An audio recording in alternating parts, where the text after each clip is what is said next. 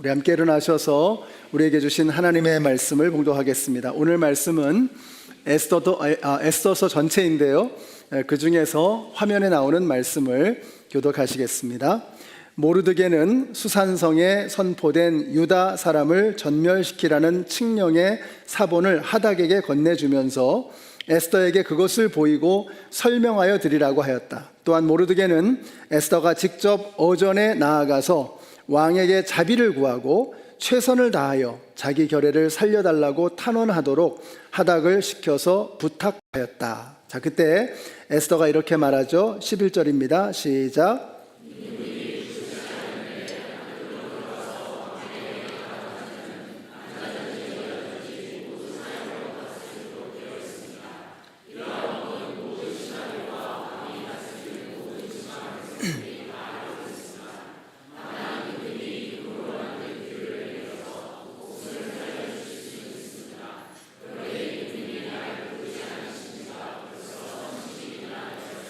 모르드게는 그들을 시켜서 에스더에게 다음과 같이 전하라고 하였다. 왕후께서는 궁궐에 계시다고 하여 모든 유다 사람이 겪는 재난을 피할 수 있다고 생각하십니까?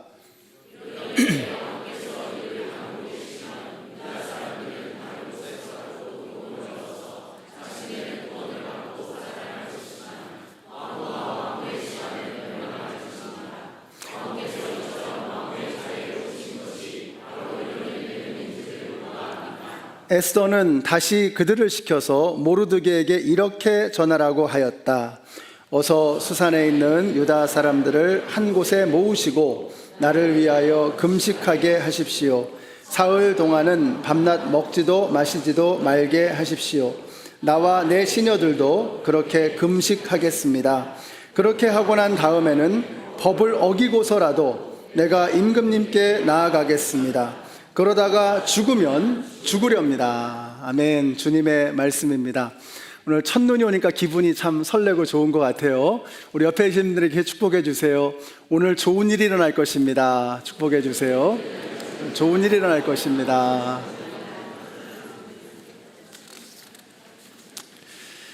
자, 지난주는 예루살렘으로 돌아간 이스라엘 백성들의 이야기였습니다. 돌아가서 가장 처음으로 했던 일이 무엇이었는가? 여러분 기억나시나요? 가장 먼저 했던 일. 이런 게 중요하잖아요.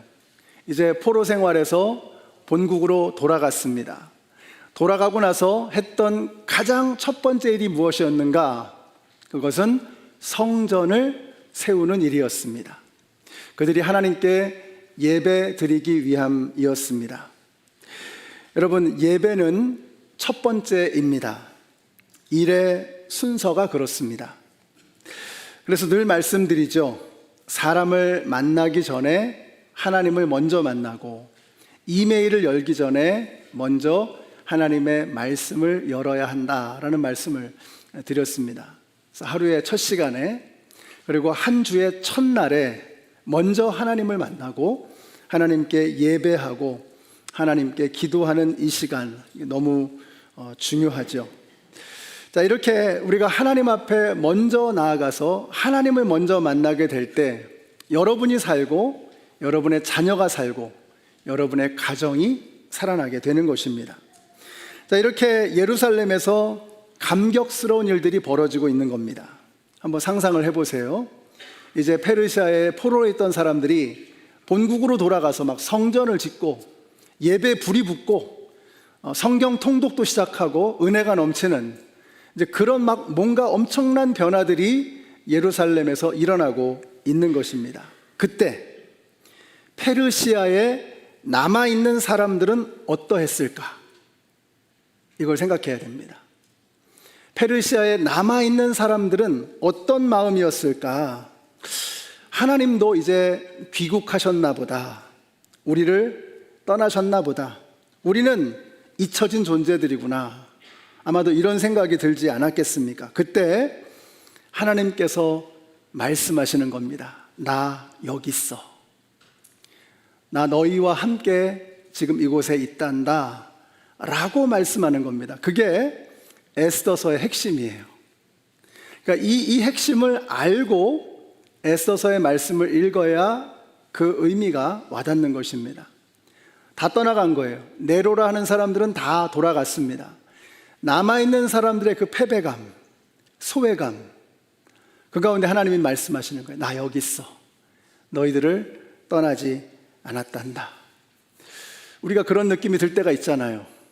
다 떠나가 버리고 나 혼자 덩그러니 외톨배기처럼 남아있는 것 같은 그런 느낌이 들 때, 사랑하는 성도 여러분, 주님의 음성을 들으십시오.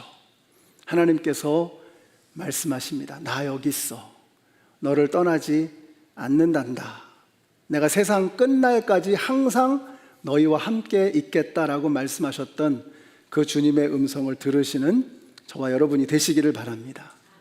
때는 아하수에로 왕이 된 지 3년째 되는 해였습니다. 한번 그림을 좀 보세요. 일반 역사에서는 크세르크세스라고 부르는 왕입니다. 여러분, 영화 300라고 하는 영화에 나오는 장면입니다. 페르시아의 황제였던 크세르크세스, 그 사람이 바로 오늘 에스더서에 나오는 아하수에로 왕입니다. 테르모필레 전쟁, 그리고 살라미스 해전 등 제2차 페르시아 전쟁을 준비하고 있는 차입니다. 그리스하고 페르시아하고 전쟁을 하는 바로 그 시점이죠. 그러니까 지금 아하수에로 왕은 전쟁을 준비하고 있는 거예요. 사기를 북돋우고 전열을 가다듬기 위해서 무려 180일 동안 잔치를 벌이는 겁니다. 국가적인, 거국적인 잔치를 벌이면서 분위기를 띄우는 거예요. 그 잔치의 마지막 때쯤에서 자기가 그렇게도 자랑스럽게 생각하는 와스디 왕후, 절세의 가인이라고 하는 그 와스디 왕후를 불러내서 좀 자랑 삼아서 분위기를 좀 띄우고 싶은 거예요. 근데 무슨 일이 해서인지 그 와스디 왕후가 왕의 요청을 거절하는 겁니다. 왕이 너무 분노가 치미는 거예요. 아니, 지금 국가적으로 전쟁을 준비하고 있고 이렇게 중대한 시점에서 내 리더십을 손상시키는 이런 짓을 하다니, 너무 분노가 치밀어 올라서 그 와스디 왕후를 폐위시켜 버립니다. 그리고 이제 미스 페르시아를 뽑고 그 사람을 새로운 왕후로 세우는 거예요. 그렇게 해서 왕후가 된 사람이 누구예요? 바로 에스더였던 것이죠. 그러니까 이 배경을 여러분들이 이해를 하셔야 됩니다. 자, 그런데 이렇게만 쭉 나가면 영화가 별로 재미가 없습니다. 대박이 나려면 악역이 나와야죠. 그래서 하나님께서 특별히 캐스팅하신 악역이 바로 하만이었습니다. 왕은 이 포악한 인물을 프라임 미니스터로, 총리 대신으로 임명을 하죠. 막강한 권력을 가진 하만 앞에서 모두가 설설 기는 겁니다. 근데 딱 한 사람, 에스더의 사촌 오빠였던 모르드게는 고개를 절대로 숙이지 않는 거예요. 하만이 얼마나 분통이 터졌던지 모르드게뿐만 아니라 모르드게의 민족, 유대 민족을 다 쓸어버리겠다고 공언하는 것입니다. 그래서 왕에게 허락을 받고 날짜까지 받아놨어요. 12월 13일. 구체적이고 치밀하죠. 그런데 다들 왜 이럴까? 아니, 왜들 이러시나, 이런 생각 안 드세요? 아니, 왜 하만은 유대민족 전체를 몰살하겠다고까지 얘기를 할까? 또 모르드게는 아니, 그냥 고개 숙이면 될 거 아닙니까? 근데 그게 뭐라고, 그렇게 뭐 그렇게 어려운 일이라고 민족 전체를 위기로 몰아넣었을까? 이해가 안 되잖아요. 근데 여러분, 이유가 있습니다.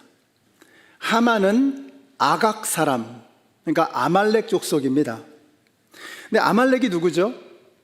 이스라엘 백성들이 출애굽, 이집트에서 나와서 첫 번째로 광야에서 맞닥뜨린 사람들이 아말렉 사람들이었어요.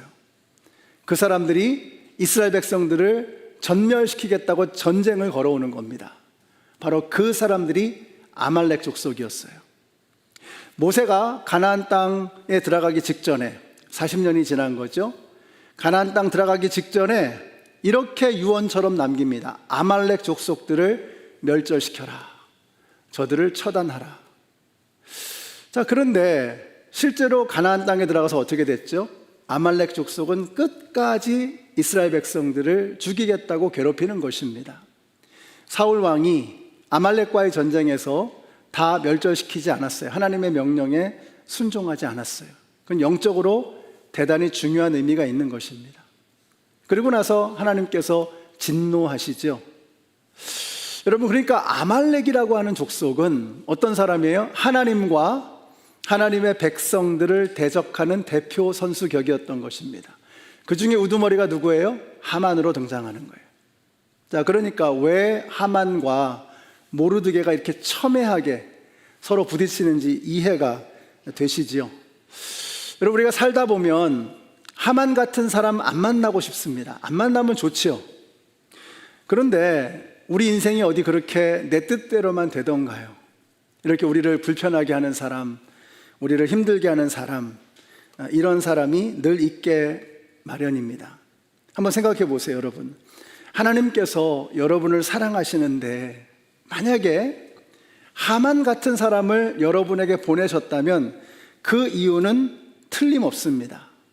여러분을 위한 것일 겁니다. 영국에서 어업을 할 때 정어리, 사르딘이죠, 사르딘. 이 정어리를 이렇게 잡아가지고 가져오면 오는 중에 다 죽어버린다는 거예요. 시들시들. 그래서 어떻게 해요? 그 정어리들 속에 catfish, 메기를 집어넣는다는 거예요. 그러면 그 메기 때문에 메기를 피하면서 정어리들이 살아서 막 생생한 상태로 그렇게 들어오게 된다는 거예요. 이걸 뭐라고 부르냐면 sardine catfish effect라고 불러요. 정어리 메기 효과라고 부르는 거죠. 그러니까 여러분, 하나님께서 우리에게 하만과 같은 사람들을 보내십니다. 안 만나면 좋죠. 근데 만나는 걸 어떻게 하겠어요? 만날 때는 우리가 어떻게 마음 먹어야 되냐면, 하나님께서 내 시들시들한 내 영혼을 살리려고 하시는구나. 하나님께서 우리의 인생에 매기를 투척하실 때, 하만을 투척하실 때 우리가 깨달아야 합니다. 하나님께서 내 영혼을 살리기를 원하시는구나. 내 삶을 흥미진진한 대박나는 인생으로 준비하고 계시는구나. 이렇게 받아들이셔야 합니다. 내가 요즘 시들시들한가 보다 이런 마음이 들 때 하나님께서 그렇게 보내시는 하만을 여러분 두려워하지 마시고 불편해하지도 마시고 나를 위해서 보내시는 하나님의 선물이구나, 이렇게 여길 수 있으시기를 바랍니다. 그리고 이제 기대하세요. 내 인생 대박 나겠다, 흥미진진한 삶이 되겠다, 이렇게 여러분이 생각하시는 겁니다. 한번 옆에 계시는 분들에게 그분도 삶이 만만치 않습니다. 하만을 지금 만나고 계신 거예요. 그래서 이렇게 말씀해 주세요. 탱탱해 보이십니다. 말씀해 주세요. 대박 나실 겁니다. 피하면 좋죠. 하만 없으면 좋죠. 근데 하만이 오는데 어떻게 할 거예요? 그렇다면 우리가 이런 자세로 받아들여야 한다는 것입니다. 자, 이제 하만의 매기 효과가 어떻게 일어나게 되는지를 한번 좀 보실까요? 큰일 났죠. 전 민족이 몰살될 위기에 처한 겁니다. 에스더가 우물쭈물하니까 이렇게 도전해요. 같이 읽습니다. 시작. 이런 때에 왕후께서 입을 다물고 계시면 유다 사람들은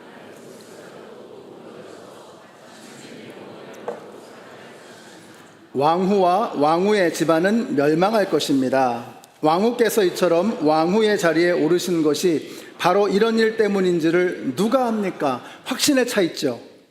어차피 하나님은 우리를 구원해 주실 겁니다. 그러나 당신이 여기에서 숨으면 당신은 망할 것입니다.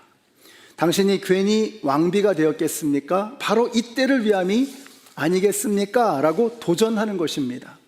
이 도전의 말이 에스더의 가슴에 불을 지핍니다. 여러분, 우리가 그렇게 되기가 쉬워요. 왕궁에 살다 보면 세상 편하죠?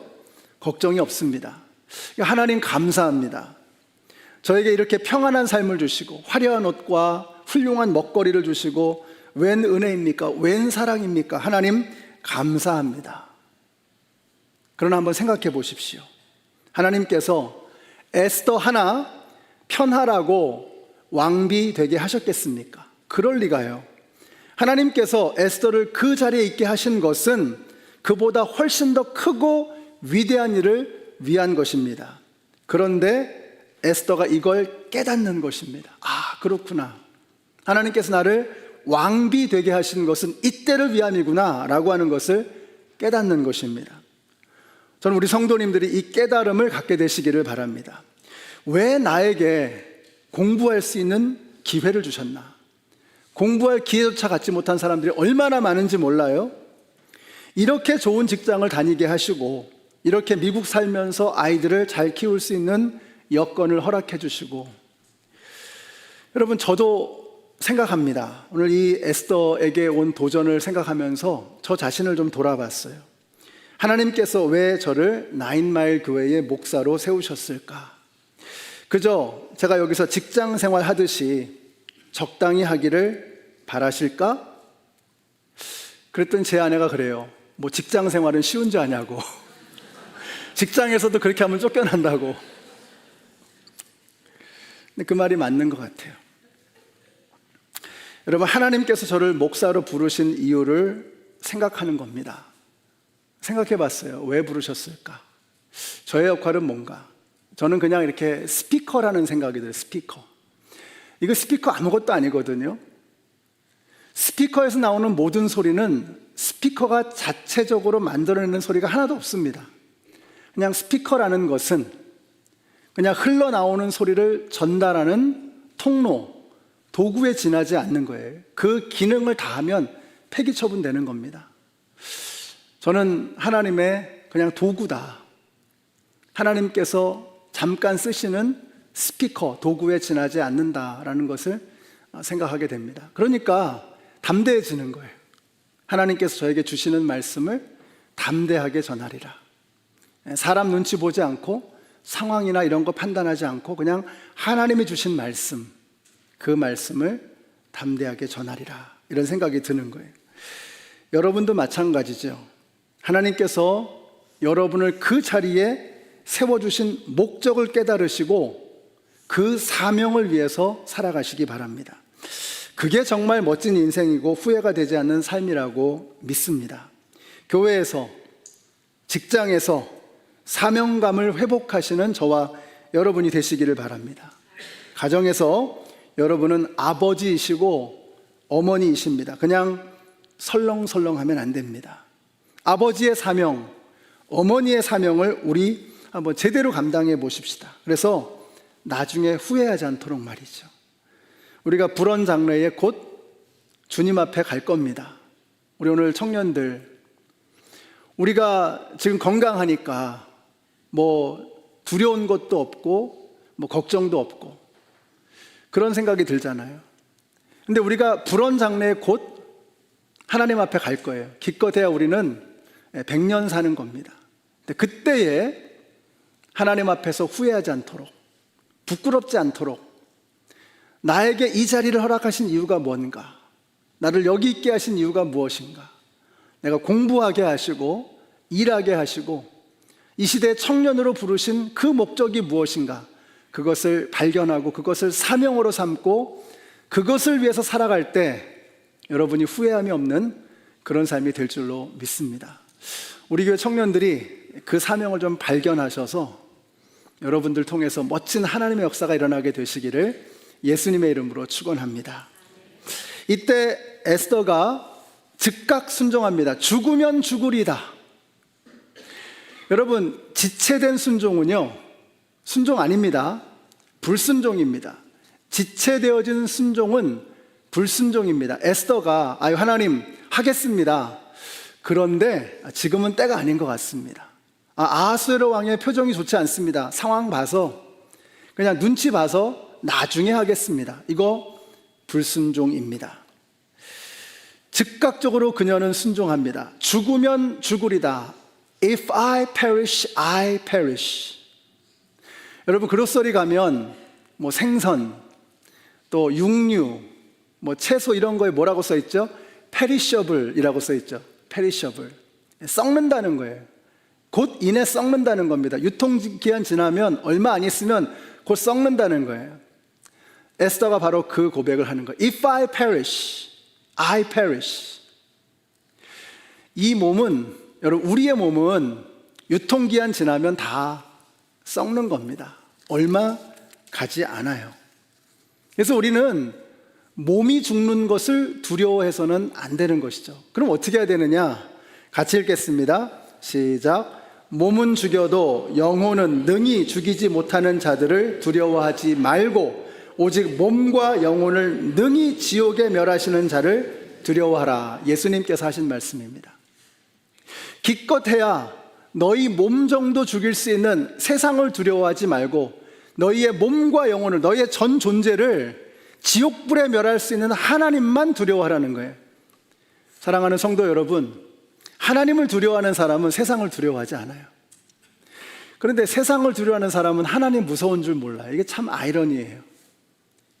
우리 청년들, 우리 교회 모든 성도님들, 사람 두려워하지 마시고 세상 두려워하지 마시고 우리의 몸과 영혼을 지옥불에 멸하실 수 있는 오직 하나님 한 분만을 두려워하시는 저와 여러분이 되시기를 예수님의 이름으로 축원합니다. If I perish, I perish. 바로 그 이야기입니다. 죽으면 죽으리다. 그러나 내 몸과 영혼을 지옥불에 멸하실 수 있는 그 하나님 한 분, 그 하나님 한 분 앞에서 제가 부끄러움 없는 삶을 살겠습니다라고 하는 결단을 하고 있는 것입니다.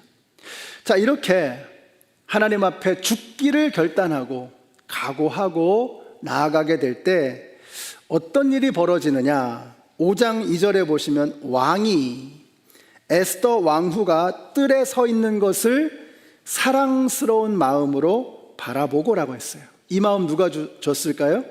하나님이 주신 거죠. 백성들이 목숨 걸고 지금 금식하고 있거든요. 금식한다는 게 뭐예요? 곡기를 끊는 겁니다. 죽을 각오로, 필사의 각오로 백성들이 기도하고 있고 에스더도 기도하고 죽으면 죽으리다 하면서 왕 앞에 나온 거예요. 하나님, 제 목숨은 하나님 겁니다. 하나님만 두렵습니다. 그때 하나님께서 막혀있는 길을 열어주시는 거예요. 그리고 사랑의 마음을 왕에게 부어주셨던 것이죠.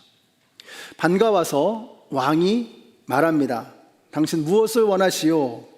내가 나라의 절반이라도 주겠소. 이때 옳다꾸니 절반 주십시오 이러면 반쪽 나는 겁니다. 예, 절반 주십시오 이렇게 하면 안 되는 거죠.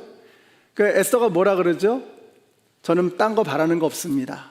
하만과 왕께서 오셔서 내일 잔치를 베풀 텐데 잔치 자리에 좀 참여해 주십시오. 근데 그날 밤 이상하게도 이 아하수에로 왕이 잠이 안 오는 거예요. 평소에 그렇게 잠 잘 자던 사람이 그날 밤 잠이 안 오는 거예요. 그 잠이 안 올 때 어떻게 하죠? 성경책을 읽어야죠. 성경책이 없으니까 뭘 읽었어요? 왕궁실록을 읽는 거예요. 그 재미없는 역사책을 읽고 있는 거예요.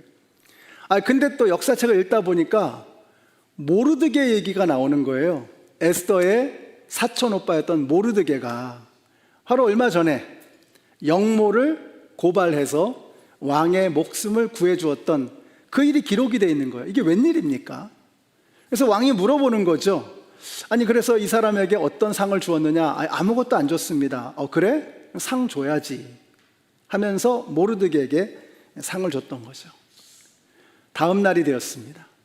다음 날 이제 하만과 왕이 에스더의 잔치에 참여하게 되었습니다. 또다시 물어보는 거예요. 정말 하나만 원하는 거 있으면 얘기하시오.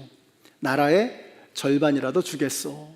그랬더니 그때 에스더가 비로소 입을 엽니다. 저의 목숨을 구해 주십시오. 그게 무슨 말이요? 저의 목숨과 제 민족을 멸절시키려고 하는 자가 있습니다. 그게 누군데요? 바로 저 하만입니다. 왕이 너무 화가 난 거죠. 이런 일이 있을 수 있단 말이죠.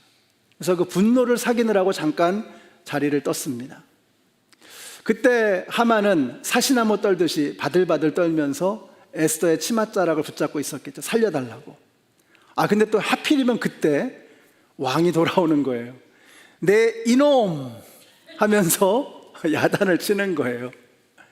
어떻게 네가 내 부인을 범하려고 하는구나 하면서 막 분노가 치밀어서 당장 이 하만을 처형시켜 버리는 것입니다. 게임 끝. 한 30분이면 됩니다, 여러분. 오늘 집에 가셔서 에스더서를 한번 이렇게 쭉 읽어보세요. 깜짝 놀라실 겁니다.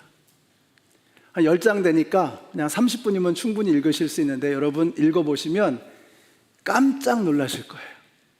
어디에 놀라나 한번 보세요. 여러분이 오늘 에스더 읽으실 때 그 안에 하나님이라는 이름이 등장하지 않습니다. 하나님은 대사도 없어요. 하나님은 등장도 하지 않으십니다.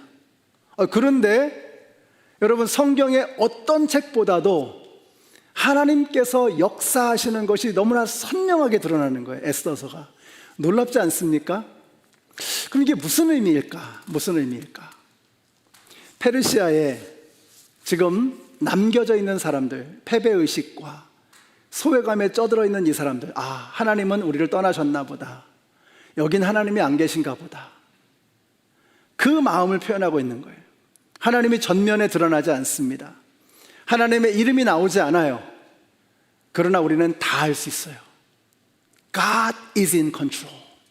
하나님이 바로 거기 계셔서 모든 것을 주관하고 계시는구나 하는 것을 알 수가 있는 것입니다. 아하수에로나 하만 같은 권력가들이 역사를 움직이는 줄 알았는데 아니라는 거예요. 눈에 보이지도 않는, 등장도 하지 않으신 그 하나님의 섭리가 그 모든 것들을 다스리고 계셨던 것입니다. 이것이 바로 에스더서의 핵심이라는 거예요. 여러분 신학에서 God of Gaps라는 그런 신학의 주제가 있습니다. God of Gaps. 틈새에 계시는 하나님. 우리는 하나님을 그렇게 생각해요. 내가 할 거 다 하고 내 능력대로, 내 실력대로, 내 지식대로 내 모든 것을 다 동원해서 내가 한번 해보고 그래도 안 될 때 그 틈 사이에 계시는 하나님이라는 거예요. 근데 여러분 하나님은 God of Gaps, 틈새에 계시는 하나님이 아니시라는 겁니다. 이게 에스더의 주제예요. 하나님은 공기처럼 보이지 않아도, 느껴지지 않아도 그곳에 편만하시고 충만하시고 편재하셔서 어느 곳에나 하나님이 계시는 거예요. 어디를 열어봐도 하나님이 보이는 거예요. 눈으로 보이지 않지만 그러나 하나님은 그곳에 함께 하신다는 겁니다. 2차 세계대전 당시에 나치에 의해서 감옥에 갇혔던 디트리트 본회퍼 목사님이 계십니다. 그 목사님이 감옥에서 이렇게 말씀하셨습니다. 하나님 없이 하나님 앞에서 하나님과 함께 라고 말씀하셨어요. 하나님 없이라는 말이 무엇일까? 이 말을 가만히 이렇게 묵상을 해보니까 하나님이 보이지 않는 거예요. 생각해 보세요. 나치가 지금 모든 기독교인들을, 유대인들을 학살하고 모든 세상을 지금 망가뜨리고 있습니다. 하나님이 안 계신 것 같아요. 아우슈비츠 수용소에 하나님 없는 것 같아. 하나님 없이. 하나님이 안 계신 것 같지만 그러나 하나님은 거기 계신다는 거예요. 우리 디트리트 본회퍼 목사님이 바로 나치가 항복하기 직전에 감옥에서 순교하셨습니다. 너무 안타깝죠. 근데 그 말씀하시는 거예요. 하나님 없이. 하나님이 없는 것처럼 보인다는 거죠. 그럼에도 불구하고 믿음이 뭐냐? 믿음은 하나님이 없는 것 같은 그 상황에서도 하나님 앞에서 하나님과 함께 걸어가는 거, 살아가는 거, 이게 믿음이라는 거예요. 그러고 보니까 성경에 있는 모든 위대한 인물들, 요셉, 아브라함, 우리가 지난 시간에 배웠던 다니엘과 사드락과 메삭과 아벳느고, 이 사람들이 전부 뭐예요? 하나님 없이, 하나님 안 계신 것 같은 거예요. 그 모든 상황이. 하나님 어디 계시나? 느부갓네살이 모든 것을 주관하는 것 같고, 고레스가 모든 것을 주관하는 것 같고, 그런데 하나님께서 이 모든 것 속에 역사하시는 거예요. 하나님이 없는 것처럼 보이지만 하나님이 충만하시다는 겁니다. 그러므로 우리는 그냥 우리의 눈에 하나님이 보이든 말든, 믿음이라는 거는 뭐예요? 믿음은 바라는 것들의 실상이요 보지 못하는 것들의 증거죠. 눈에 안 보이는 겁니다. 아직 손에 안 잡히는 거예요. 그러나 하나님은 거기 계시는 거예요. 여러분, 이걸 믿는 게 믿음인 것을 믿으시기 바랍니다. 우리 어떻게 해야 돼요? 하나님이 안 보이는 그 지점에서도 하나님 앞에서 하나님과 함께 살아가는 것, 이것이 진짜 믿음이라는 거예요. 오늘 여기 나오신 우리 모든 성도님들, 하나님은 역사의 틈새 어디 한 귀퉁이에 계시는 분이 아니시라. 하나님은 역사의 중심에 계시는 분이십니다. 역사의 한복판, 역사의 모든 곳에 편만에 계시는 하나님이십니다. 하나님은 틈새에 계시는 하나님이 아니세요. 하나님 역사의 중심이십니다. 내 인생의 틈새 속에 하나님을 어디 끼워 놓지 마시고 그분을 내 삶의 중심에 모시고 살아가십시다.